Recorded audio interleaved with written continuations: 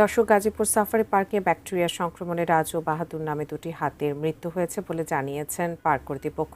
মৃত হাতির ময়নাতদন্তের নমুনা সংগ্রহ করা হয়েছে। বিষয়ে বিস্তারিত জানাতে যুক্ত হচ্ছেন প্রতিনিধি শিহাব খান।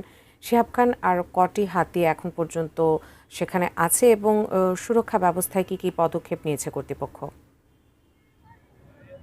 উজমা, 2013 সালে থাইল্যান্ডের ব্যাংককের ওয়ার্ল্ড সাফারি পার্কের আদলে গড়ে তোলার পরিকল্পনা নিয়ে গাজীপুর সাফারি পার্কের যাত্রা শুরু হয়।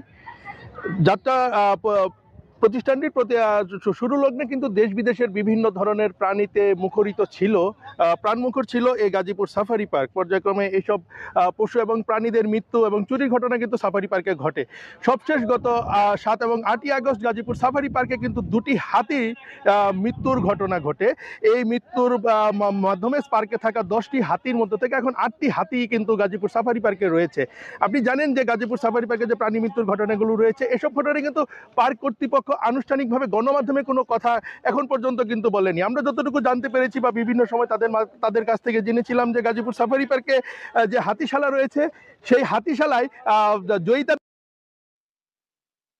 4 বছর বয়সী একটি হাতি ওই পার্কেরই যে রাজু বাহাদুর নামে একটি হাতির উপর কিন্তু আক্রমণ করে। তাৎক্ষণিকভাবে ওই রাজু বাহাদুরের একটি পা ভেঙে যায় এবং এই রাজু বাহাদুরের সুস্থতার জন্য থাইল্যান্ড থেকে 2জন বিশেষজ্ঞ চিকিৎসক আনা হয়। যোগাযোগ করা হয় শ্রীলঙ্কার বিভিন্ন প্রাণী বিশেষজ্ঞের সাথে এবং বাংলাদেশ কিন্তু মেডিকেল বোর্ডও কিন্তু গঠন করা হয়। সবকিছু মারিয়ে গত 8 আগস্ট শুক্রবার কিন্তু এই গাজীপুর সাফারি পার্কে কিন্তু গাজীপুর সাফারি মৃত্যু হয়। বিষয়টি কিন্তু গণমাধ্যমে গতকালই কিন্তু প্রকাশ পেয়েছে। একই দিন অর্থাৎ তার 7ই আগস্ট কিন্তু এই পার্কেরই কিন্তু হাতিশালায় অপর একটি হাতি কিন্তু মৃত্যুবরণ করে।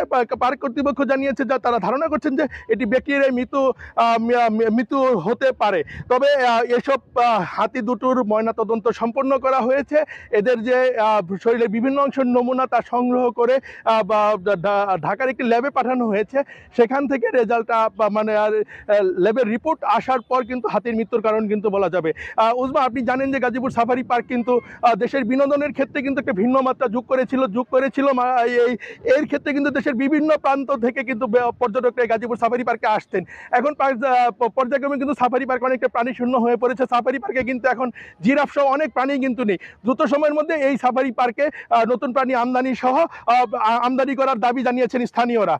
ধন্যবাদ। এই ছিল শিহাব, আপনাকে অসংখ্য ধন্যবাদ। দর্শক, দেশের খবরের পর্যায়ে নিয়ে নিচ্ছে একটি বিরতি, আমাদের সঙ্গে থাকুন।